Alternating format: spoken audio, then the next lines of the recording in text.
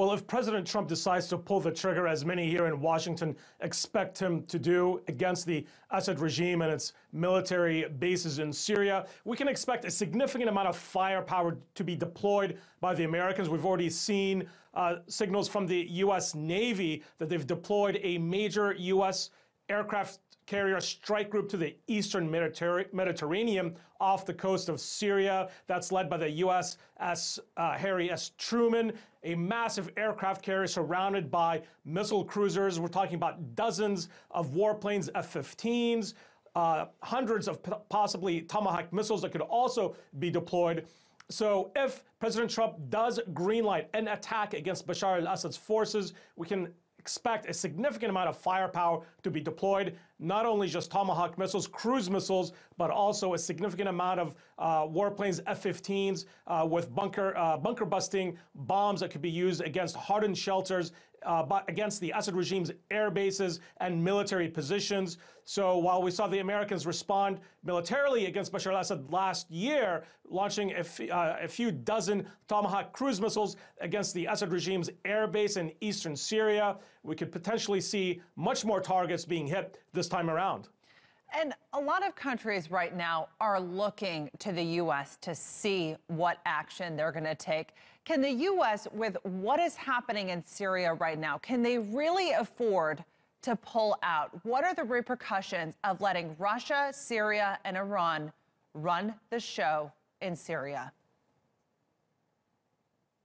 Well, all eyes this evening are on President Trump and what he will do in Syria if he will decide to use the U.S. military and a significant amount of firepower to be launched against the Assad regime. The British and the French have also signaled that they would support any U.S. military action. We could even potentially see British and French aircraft in support of a military strike against the Assad regime. But that's going to be not without any complications. Without its complications, let's not forget that there are Iranian Revolutionary Guard forces on these air bases controlled by the Assad regime, possibly some Russian advisors on some of these areas that could be targeted. So we could see a potential furthering escalation of the conflict if President Trump does decide to launch these strikes. But we're also hearing from Washington that they will not allow the president of Bashar al-Assad to continue to use these chemical weapons with impunity without some sort of response. The Iranians and the Russians have made very clear that they are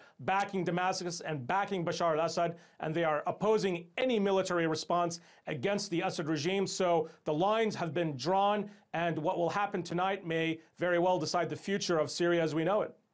Other than national security, which of course Trump has said this is why he wants to contain everything in Syria to defeat Daesh, to finish the mission, what's really at stake for the United States? Is this just a major power play between Washington and Moscow? Well, I think the images of children and women and innocent civilians foaming at the mouth due to a chemical strike really has hit home here at the White House. And we saw the U.S. permanent representative to the UN, Nikki Haley, referring to the Assad regime as monsters.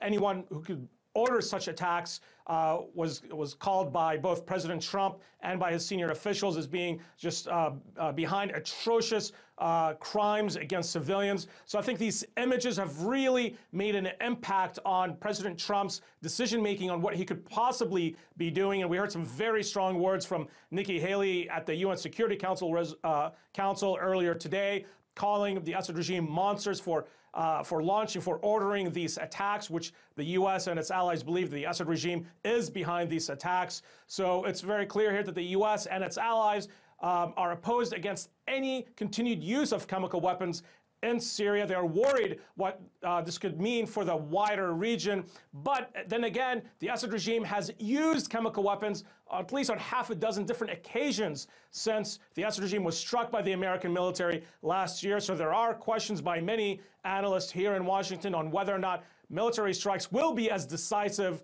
as some hope them to be, or will Bashar al-Assad continue to act with impunity due to the backing of Iran and Russia?